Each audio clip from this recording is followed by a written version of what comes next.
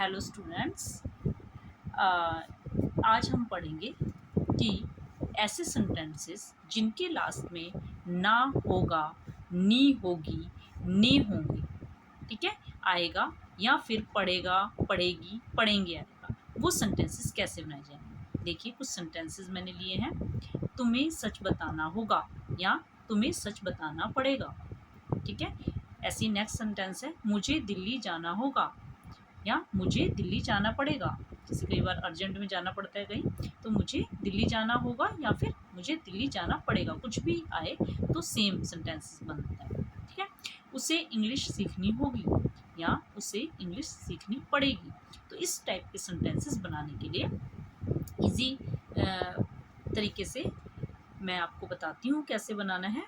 देखिए, इस ऐसे सेंटेंसेस जिसके लास्ट में ना होगा, नी होगी, ने हो आएगा या फिर पढ़ेगा, पढ़ेगी, पढ़ेंगे आएगा, उसमें हमेशा हम विल हैव टू या शैल हैव टू का यूज़ करते हैं, ठीक है। तो ये सेंटेंस जब हम बनाते हैं तो शैल का यूज़ सिर्फ जब सब्जेक्ट में आई और वी हो तो यूज़ किया जाता है, और जितने भी सब्जेक्ट में ही, शी, इट, नेम जो भी कुछ आएगा उनके साथ विल हैव का यूज़ करेंगे, ठीक है। वैसे स्पीकिंग में आप विल हैव का यूज़ सबके साथ कर सकते हो, लेकिन आई और वी के साथ ज़्यादातर शैल का यूज़ होता है, ठीक है। अब हम सेंटेंसेस बनाएंगे, कैसे सेंटेंस का फॉर्मेशन करना है वो देखिए। सबसे पहले सब्जेक्ट लिखा जाएगा, सब्जेक्ट के बाद विल या शैल में से एक आएगा और हैव टू सबके साथ आएगा। उसके बाद वर्ब की फर्स्ट फॉर्म आएगी, जो भी क्रिया हो रही है उसकी फर्स्ट फॉर्म आएगी, ठीक है, और फिर ऑब्जेक्ट आएगा, ठीक है।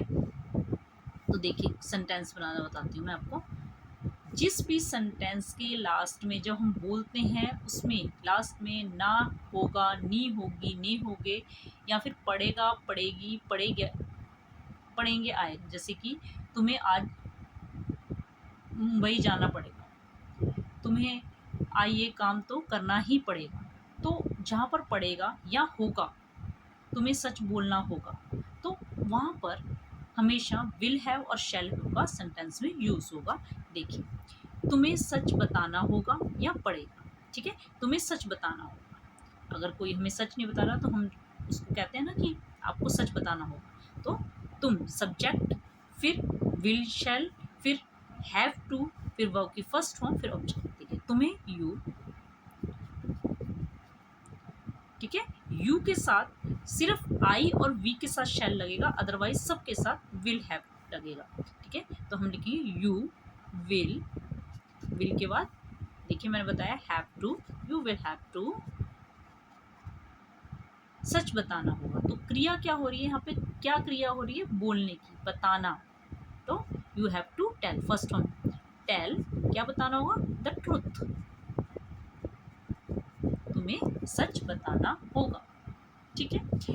मुझे दिल्ली जाना होगा, मुझे मीन्स आई, आई के साथ शैल का यूज करेंगे, आई शैल हैव टू सबके साथ, फिर जाना, क्रिया हो रही है जाने की, तो I shall have to go to Delhi, मुझे दिल्ली जाना होगा, ठीक है।